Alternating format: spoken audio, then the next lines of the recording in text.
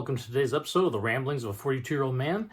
Today, I'm just going to talk real quick about the new Grady Hendrix book that just came out called How to Sell a Haunted House.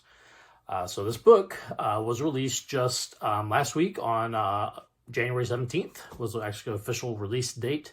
And Grady Hendrix, the author, he's known for quite a few books. He's written the book Horror Store, is one that's kind of based around the idea of a haunted IKEA kind of store.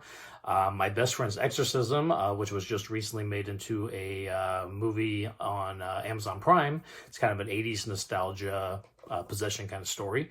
The Final Girl Support Group was his most recent before this one, and it was kind of involved Final Girls from Slasher series, and in fact, it's very thinly disguised characters, pretty much based on these Final Girls from Texas Chainsaw, Nightmare on Elm Street, Halloween, Friday the 13th, and so forth.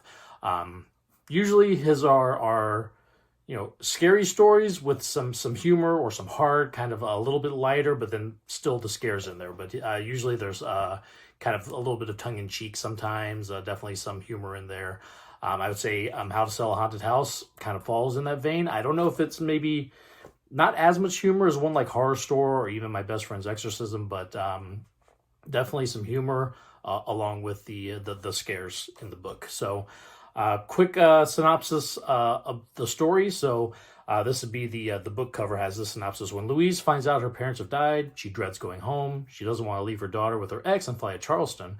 She doesn't want to deal with her family home, stuffed to the rafters with the remnants of her father's academic career and her mother's lifelong obsession with puppets and dolls.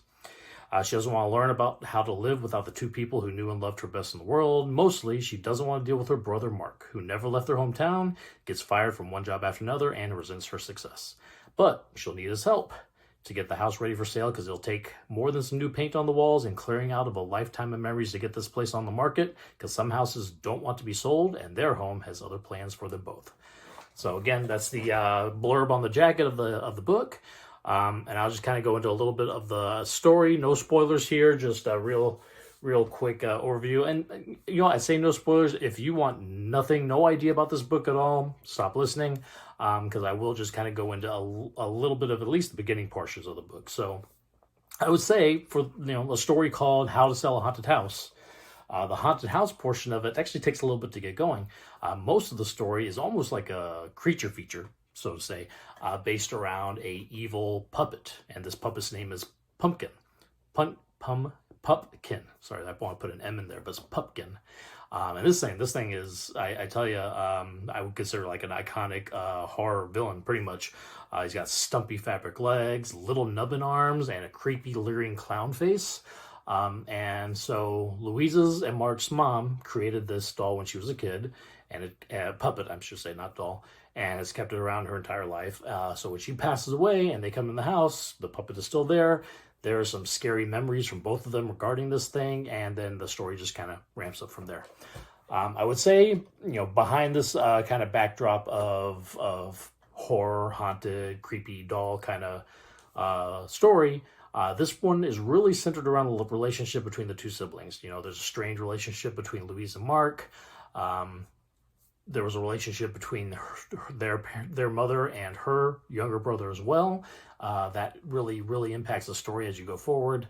And a lot of the story is just how those two characters, the reasons they became strained, the things that happen, some of the things that they think happen aren't really what happened, and you uncover a lot of the backstory between those two characters. And that was really good. The sibling dynamic of the story is really great.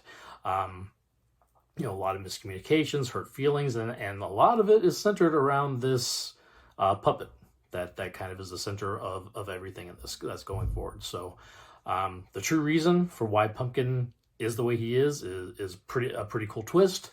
And then I'll just say the final line of the book really nails home the sibling drama of the story. So for me, I really enjoy almost every Grady Hendrix book that I have read, and this one is right up there as well. So again, still scares, but with a little bit of humor, a lot of heart in this one. I'd say this one's not so much of the tongue-in-cheek humor. This one was really like there's some humor in some of the descriptions of the puppets and the other dolls in the house and things like that. But a lot of it is just a lot of heart in this one, especially when it comes to the sibling relationship. So High recommend.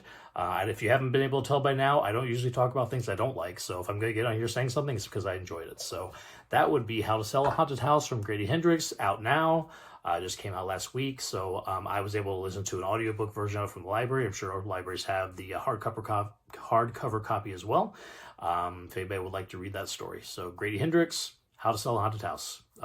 Very recommend. Thank you for watching today, and we'll be back tomorrow with another rambling. Thank you.